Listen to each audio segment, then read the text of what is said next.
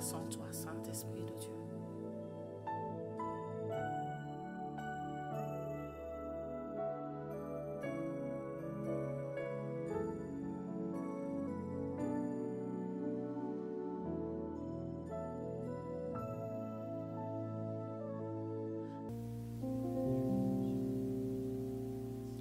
À toi seul, Seigneur, toute la gloire. À toi seul, Seigneur, toute la gloire. Dans le nom de Jésus. Dans le nom de Jésus. Je voulais partager avec vous des choses que nous connaissons, mais que des fois nous oublions. Que des fois nous courons derrière autre chose et nous oublions l'essentiel. Il y a vraiment l'essentiel. J'ai vu des gens changer radicalement leur manière de vivre. Radicalement. Le jour où ils sont allés à l'hôpital et le médecin leur a dit, on va faire certains examens. La personne vient et fait les examens, on lui donne un diagnostic fatal. Mais la personne marchait, descendait dans son auto, rentrait dans l'hôpital. Il y a des gens qui meurent. Il fait un accident tellement grave. Il est coincé, par exemple, entre deux autos dans un accident. Les jambes sont parties. Il sait qu'il n'y a plus rien à récupérer. Même le bassin, là, est complètement parti. Mais tu vois cette personne-là en train de regarder les autres comme pour dire « Sauve-moi, venez me sauver ». Donc cette personne-là, ces moments-là, sait que moi, je ne serai plus de ce monde dans les minutes qui suivent. C'est à ces moments-là que les vraies réflexions viennent.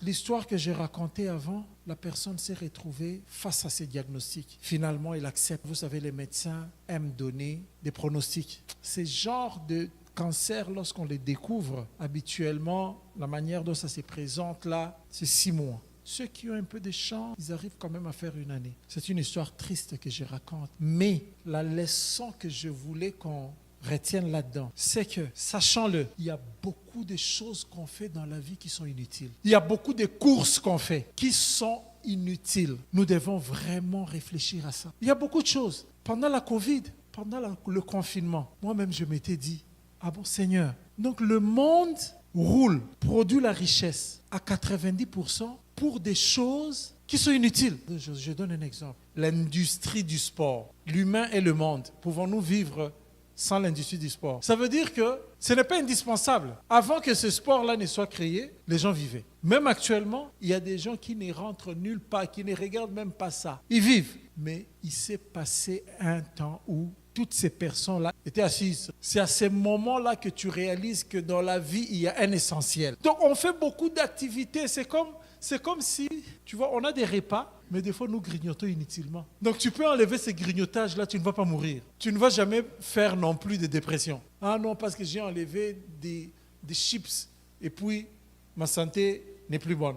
On fait tellement beaucoup de choses inutiles. Ça ressemble à lorsqu'on rentre dans un magasin, tu achètes des choses juste de la manière dont on les a présentées. Tu t'es dit, je rentre dans ce magasin-là, je vais aller chercher une carte postale, tu sors avec 10 articles. Donc les articles des dessus là étaient inutiles. Alors ma leçon c'est, cette personne-là, je l'ai vu vivre les 6 mois. Dans les 6 mois-là, imaginez que même son travail est devenu secondaire. Il savait que dans 6 mois, il ne sera plus là. Vous savez ce qu'il a mis en premier? Je veux que mes enfants, je vois mes enfants chaque jour. Mais tu faisais 6 mois sans les voir. Ça ne te disait rien. Tu courais. Je veux être avec les miens. Et puis, dans les pas qu'il va faire, je veux me connecter au spirituel. Tu commences à inviter les gens que tu chassais. Parce que c'est à ces moments-là que tu reconnais réellement ce qui est utile et ce qui est inutile.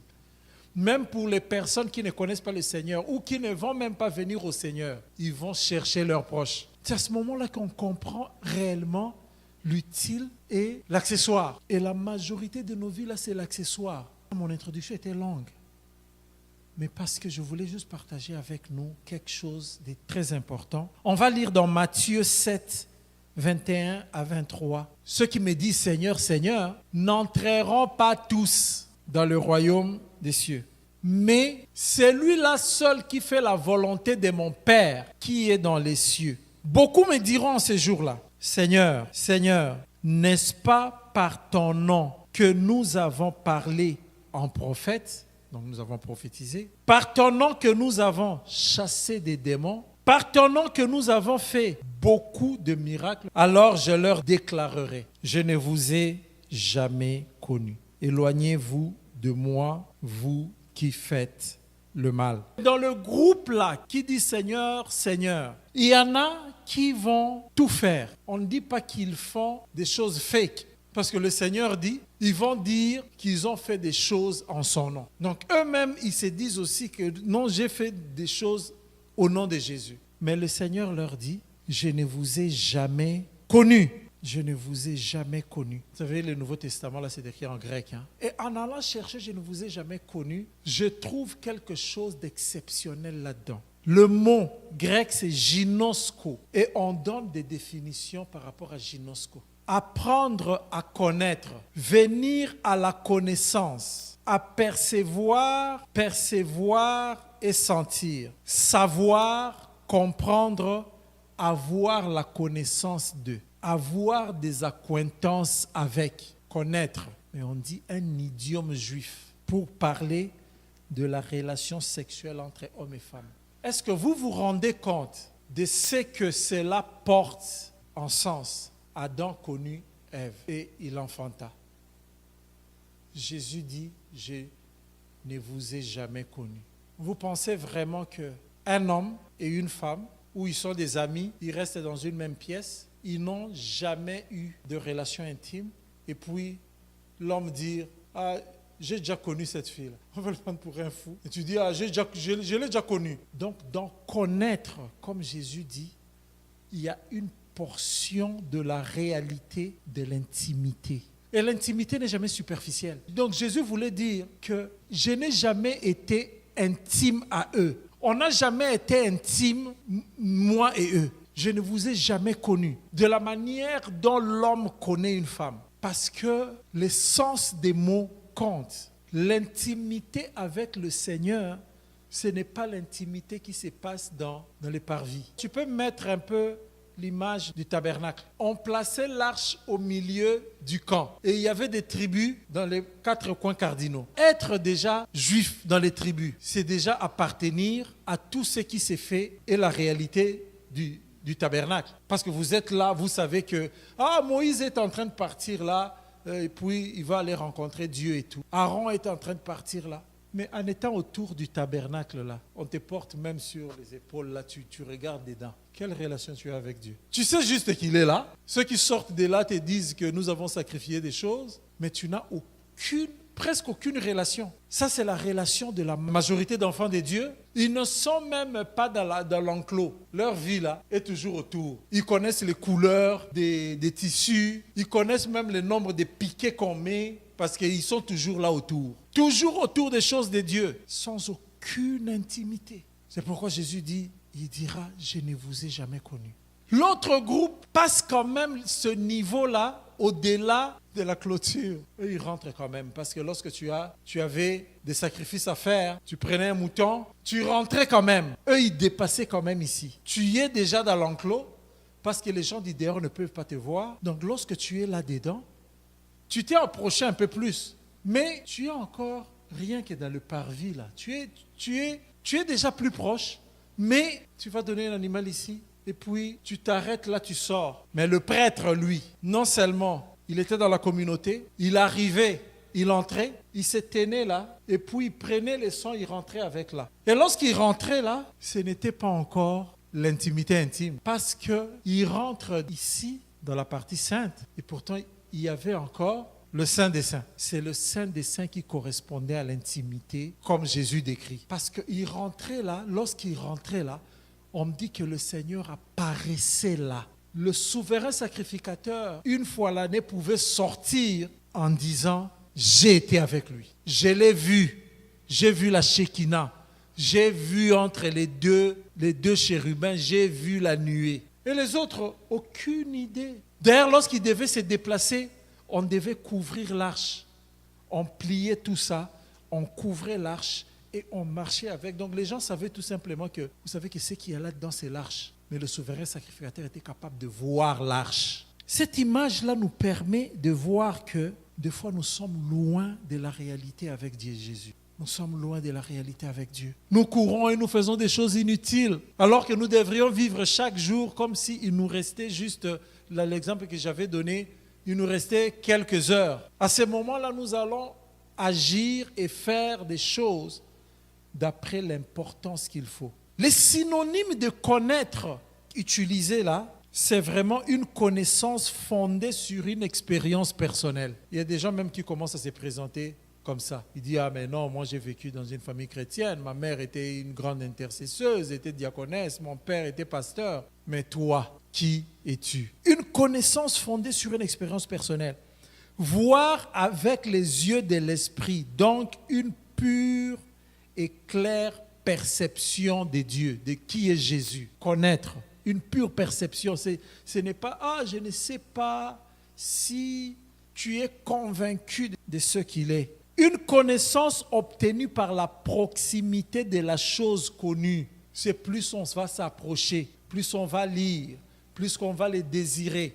Je suis toujours dans le domaine de l'intimité. C'est pourquoi l'histoire de l'humanité, le Seigneur a résumé ça dans la Bible par l'histoire d'un mariage. Je me dis, être marié là, c'est une grâce. Parce que moi, en tout cas, ça m'a permis de mieux comprendre cette réalité dont je suis en train de vous parler, de l'intimité et du mariage, comme la Bible le dit. Y a-t-il une intimité plus intime que le mariage dans ce monde? Ou de fois, vous devenez même fusionnel. Je me rappelle une fois, c'était en hiver et ça glissait tellement dehors. On venait d'un immeuble, on sort et moi je suis sorti avant. Lorsque je suis sorti avant, Joël est resté en arrière. Maintenant, il fallait traverser un espace où il y avait du verglas. Moi j'étais avec des gens. Je leur ai dit ce que ma conjointe dira lorsqu'elle sortira. Et après nous sommes sortis. Dès qu'elle est sortie,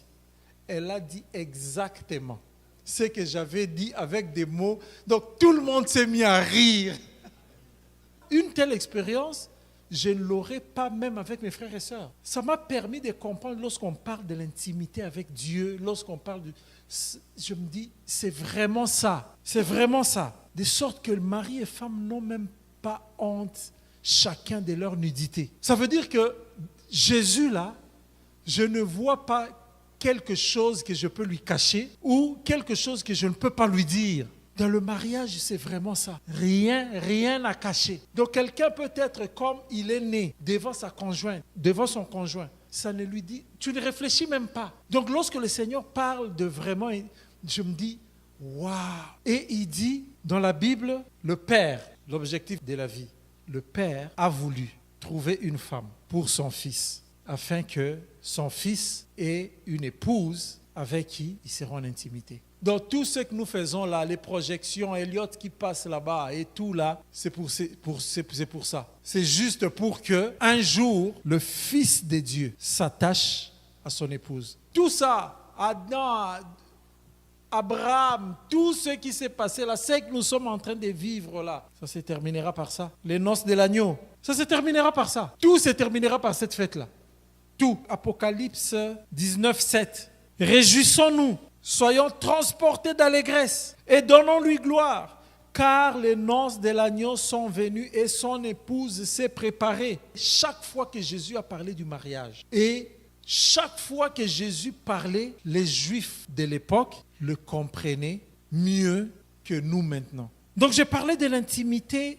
Les pratiques nuptiales juives de l'époque de Jésus ont d'ailleurs beaucoup de parallèles avec ce que j'étais en train de vous dire. Le père se cherche une femme pour son fils. J'avais dit que le monde a été créé pour un mariage. Le père organise le mariage de son fils unique avec l'épouse. L'histoire d'Abraham qui est allé chercher une femme pour Isaac, son fils, son unique fils de la promesse, illustre bien cela. Abraham, le père, a un seul fils de la promesse parce que Dieu a dit c'est par Isaac. Et il envoie le serviteur le plus élevé. Ça veut dire que c'est les serviteurs qui, en ayant mis la main sur la cuisse d'Abraham et en ayant juré, lorsqu'il partait là, j'allais dire que ces serviteurs-là étaient Abraham. Il avait toute l'autorité d'Abraham. Et c'est ce que le Saint-Esprit est. Toute l'autorité divine. Dans une courte vidéo que j'avais faite, j'ai résumé le Saint-Esprit, comme on dit, c'est Dieu en action sur la terre. Il n'y a rien de ce qui s'est fait sur la terre sans le Saint-Esprit. Il n'y en a pas. Sinon, comment ça va se faire? Tu pries pour les gens, ils sont guéris. Tu évangélises, ils sont touchés. C'est la présence de Dieu par le Saint-Esprit qui fait ça. Donc, rien ne peut, c'est juste Dieu en action sur la terre. Et ce serviteur-là est parti en action sur la terre, a trouvé Rebecca, a donné à Rebecca des dons. Il a même, comme on dit, marqué à nos par ici pour que même avant d'arriver à la maison, là, que plus personne ne touche. C'est ce que le Saint-Esprit nous a donné comme don. Imaginez ce que le Saint-Esprit nous a donné comme don. Amen. Dans la Bible, l'Église est parfois effectivement considérée comme l'épouse de Jésus. L'exemple que j'ai donné là, en Apocalypse. Les contemporains de Jésus comprenaient tellement bien ces choses que nous voyons ça loin. Regardez comment ça se faisait. Un jeune marié pouvait acquérir une épouse. Premièrement, il fallait que le jeune marié quitte la maison de son père et se rende chez la jeune fille pour l'acheter contre un prix. Ça veut dire pour donner. C'est ce que le serviteur là a fait. Il avait, je pense, 10 chameaux avec des biens. Il a amené ça, il donne à la famille et lui, il prend la femme. Le marié donne quoi? Donne un gage. Vous vous rappelez, le Saint-Esprit est un gage pour nous qui atteste que nous devons encore compter dans l'attente de l'époux. Imaginez Rebecca lorsqu'elle a vu toute la richesse qu'on a donnée là. 10 chameaux. Il était tellement en train de se dire, waouh, son père devrait être, sûrement que ce garçon c'est un prince. Ça veut dire, le gage là te permet de connecter avec le futur. Le Saint-Esprit nous permet de connecter. Donc l'espérance qu'on a, c'est parce qu'il y a l'Esprit de Dieu. Parce qu'il y a l'Esprit de Dieu. Et qu'est-ce qu'on dit? Lorsqu'il donne le prix, il échange. Le marié donne un gage dont la valeur doit être connue de la mariée. Lorsqu'on a donné ces choses-là, Rebecca a vu tout ce qu'on a donné. Elle voyait la valeur. L'Église qui ne connaît pas la valeur du Saint-Esprit, des dons de l'Esprit, n'est pas une épouse. Ne peut même pas être une épouse. Vous connaissez les églises là où on dit « Ah non, mais tu vois, l'ère des miracles est passée. » Donc le Saint-Esprit est juste étouffé. Il n'y a aucun don. Bon, tu es l'épouse de qui? Sans gage. Dans tous les cas, la femme ne peut être acquise sans son consentement. Savez-vous que les messieurs là avaient demandé à Rebecca? On lui dit, ah non, mais regarde, reste encore quelques jours. Il dit, demandez à l'épouse. C'est pourquoi vous savez qu'aujourd'hui, lorsque un juif qui n'a grandi que dans leur coutume, Talmud et puis tout ce qu'on voit là, vient à connaître Christ. Dans ces choses ici, il fait un bond au-dessus de nous. Parce que lorsqu'il découvre Christ, il se rend compte que, mais ces messieurs étaient hyper intelligents. Donc lorsqu'il parlait comme ça, il disait comme ça, voilà déjà ce que ça signifiait. Il y avait toujours un consentement. Donc personne ne va se retrouver avec l'époux par surprise. Ah non, vous savez, vous allez seulement prier. On va se voir au paradis. Hein, les gens qui nous disent ça. Tu seras surpris que moi je vais entrer avant toi. Personne ne sera surpris. Là. L'épouse connaît ce qui est donné comme gage, connaît la valeur et tout s'est fait avec son consentement. Comme nous sommes là, c'est parce que nous avons accepté Christ. C'est avec un consentement. Alors, après ça, dans la culture juive, le contrat de mariage est alors établi. La mariée est mise à part. Donc, lorsqu'on a déjà donné, vous voyez, Rebecca, là, lorsqu'on avait tout donné, même si les parents avaient dit, le monsieur a dit, demandez-lui. Parce que maintenant, là, on l'a déjà mise à part. Ce n'est plus à vous de décider. Elle est consentante, comme l'Église est consentante.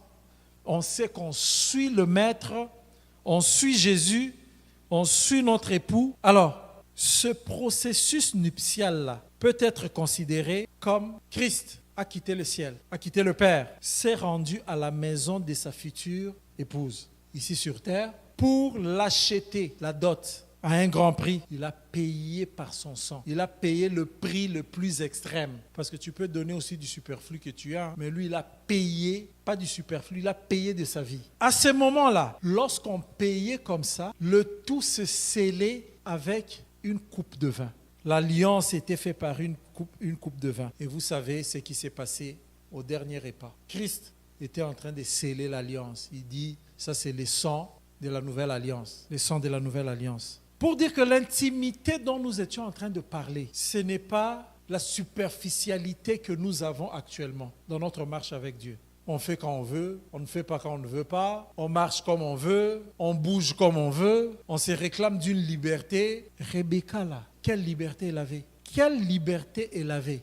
Si ce n'est, après avoir vu toutes ces choses, commencer à penser, heureusement qu'il n'y avait pas de photo à l'époque, Rebecca a fantasmé sur Isaac. Donc elle était là en train de dire, waouh, 10 chameaux, regarde ce qui a été donné. Mon beau doit être, mon époux doit être. D'ailleurs, c'est l'or qu'il m'a donné, son boucle d'or qu'on avait donné, des bracelets. Elle avait la preuve qu'elle n'allait pas chez un aventurier. Elle avait la preuve qu'elle n'allait pas chez un irresponsable. Donc l'Église aujourd'hui, nous devons avoir les preuves chaque jour que nous n'allons pas chez un aventurier, que nous n'attendons pas un irresponsable, parce que Jésus n'est pas irresponsable. Lorsque tu sais que tu ne t'attends pas à un irresponsable, tu es sûr, c'est à ce moment-là que tu vas te laisser aller aussi. Vous savez, j'ai dit qu'il a quitté, tu quitteras le père, tu iras à la maison de la fille, tu payeras le prix, et puis après, tu as scellé l'alliance. Lorsque tu scelles l'alliance, tu fais quoi? Jésus est rentré, il a promis aux disciples en leur disant, dans la maison de mon Père, il y a plusieurs demeures. S'il n'en était pas ainsi, je vous l'aurais dit, je vais vous préparer une place. Je vais vous préparer une place. Parce qu'à l'époque, c'est comme ça que ça se faisait. Il vient, il fait ça comme ça, il donne le gage, le fils va vers le Père parce que pour commencer à construire la petite maison où la femme viendra habiter. C'est exactement ce que Jésus nous dit. Je vais au Père pour préparer une place. Donc ces gens-là comprenaient bien ce que Jésus était en train de dire. Ils comprenaient mieux que nous en fait. Je vais vous préparer une place. Je vais vous préparer une place. Et puisque je vais vous préparer une place, je reviendrai. Jean 14, 3. Je reviendrai et je vous prendrai avec moi afin que là où je suis, vous y soyez aussi. C'est aujourd'hui où on voit les gens mariés, ils ne veulent pas être ensemble. C'est maintenant qu'on voit ça. Jésus dit, pour que là où je serai, vous y soyez aussi. Lorsqu'il est parti, après va venir la période de consommation. Parce que là, il quitte chez son père, il va chez la femme, il donne gage. Et puis, il rentre chez son père pour qu'on construise les lieux de leur intimité. Après, il faut aller chercher sa femme. Le marié revenait chercher sa fiancée, accompagné d'une escorte de garçons. Et il faisait du bruit. L'heure exacte de son arrivée, de l'époux là, pendant le mariage juif, l'heure exacte n'était pas connue d'avance. L'arrivée du marié était annoncée par un cri. C'est pourquoi je vois même, il y a certaines églises aujourd'hui, ils marient 5-6 femmes. Et lorsque le monsieur là, le mari là qui marie 5-6 femmes, vous allez entendre un troubadour dans l'église là s'élever aussi dire « Voici l'époux !»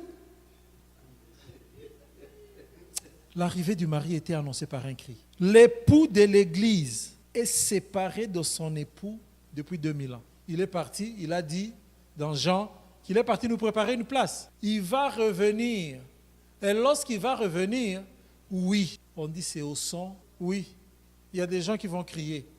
Les anges vont dire, il est là, il est là. Et pourtant, nous ne savons pas quand cela se produira. Comme aussi dans les mariages juifs, on ne le savait pas, on ne le savait pas. Après avoir été arraché à son foyer, l'épouse juive restait cachée dans la maison du père du marié. Vous comprenez comment ça se passait? Les jeunes là, qui est allé marier, qui revient, on l'aide à construire la maison. Mais l'épouse vient rester chez le père, cachée. Donc, lors de la consommation, l'épouse venait chez le père et il passait 7 jours. De même, l'église restera cachée pendant, vous connaissez, 7 ans. 3 ans et demi.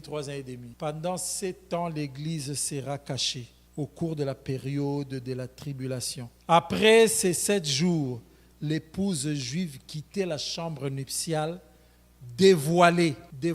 C'est pourquoi Rebecca, lorsqu'il a demandé au Saint-Esprit, celui qui était l'équivalent du Saint-Esprit, il lui a demandé, c'est qui ce beau jeune homme-là? Il lui a dit, c'est lui ton époux. Qu'est-ce qu'on dit? Il s'est voilé. Parce qu'on doit découvrir. De même, 7 ans après, l'Église reviendra sur terre avec Christ, à la vue de tous. Mets-moi un peu Colossiens 3:4. Je préférais que cette nuit nous parlions de ces choses parce que pour que nous ne soyons juste pas là en train de faire des choses inutiles. Beaucoup de choses inutiles. On chante pour Dieu, ici, on chante, et puis après, il dit, je ne vous ai jamais connu. On prêche ici, on prêche, après, je ne vous ai jamais connu. Quelle inutilité. Mieux vaut encore ne pas avoir fait ça. 21 jours de prière. Mon diacre devient fatigué. Quand Christ, votre vie paraîtra, alors vous paraîtrez aussi avec lui dans la gloire. Isaac a pris Rebecca, voilée, et on dit, lorsqu'il est rentré dans la tente, c'est ce jour-là que le deuil de sa mère s'est terminé. Isaac fut consolé de la mort de Sarah, sa mère. Comme croyants, demeurons dévoués à l'égard de Jésus. L'égard de Jésus. Chaque jour, oui, il y a des faiblesses, mais reconsidérons ce que nous venons de voir aujourd'hui. Et je dis, moi, comme je vous ai dit au début, le mariage m'a permis de comprendre mieux ces choses. Parce que même lorsqu'on dit là, c'est mon ami intime, ce n'est pas vraiment intime. Dans le mariage, là, on sait ce que c'est qu'un ami intime. Lorsqu'on est marié, là, oui, on peut dire à quelqu'un, c'est pourquoi les mariés ne peuvent être que des amis. Quelle tristesse lorsque tu vois des mariés qui n'ont rien d'amical. Rien d'amical. C'est ce qui va être là, comme Jésus a dit. Lorsqu'il n'y a rien d'amical, il nous dit, je ne vous ai jamais connu. Je ne vous ai jamais connu. On va terminer, rentrer, nous reposer. 2 Corinthiens 11, 2, 3. Car je suis jaloux de vous, d'une jalousie de Dieu, parce que je vous ai fiancé à un seul époux, pour vous présenter à Christ comme une vierge pure. Et j'expliquais l'autre fois, lorsque lui, il écrit là, Paul, un vrai pharisien, qui connaît bien la Torah et le Talmud et les autres choses là, il les lisait. Lorsqu'il dit, je suis fiancé de vous, ce n'est pas les fiançailles de 2025, parce que les fiançailles de 2025 n'ont rien de mariage. Mais les fiançailles dont il parle là, c'est l'explication que je vous ai donnée là.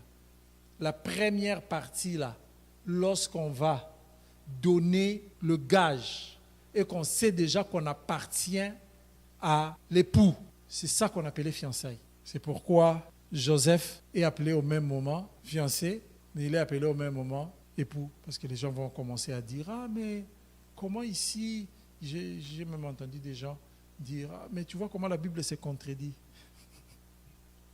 Et Jésus a offert la vie éternelle à tous ceux qui s'y répandent et croient. Je voulais juste nous rappeler ces choses pour que nous ne marchions pas inutilement en allant dans tous les sens.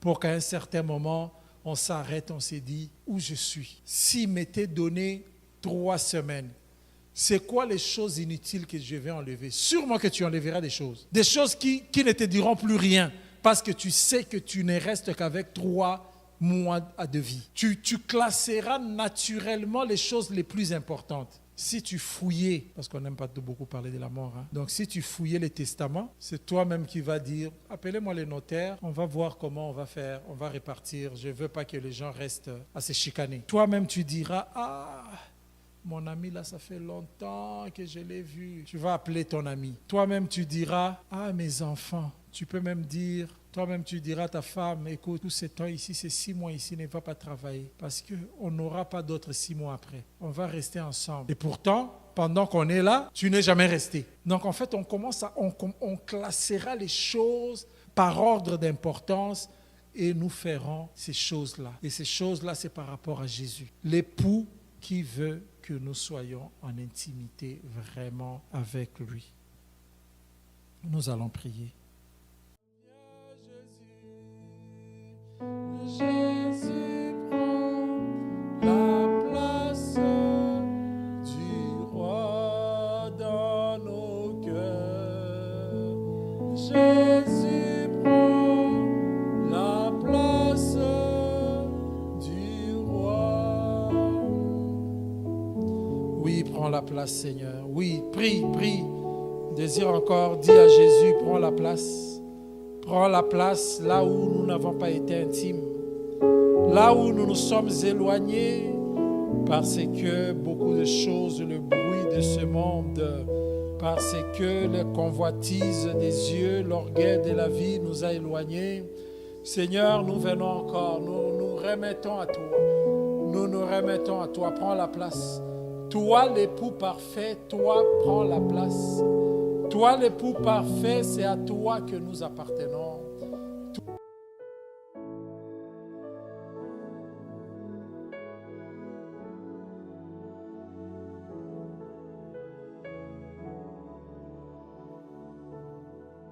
Nous ne pouvons rien faire sans toi.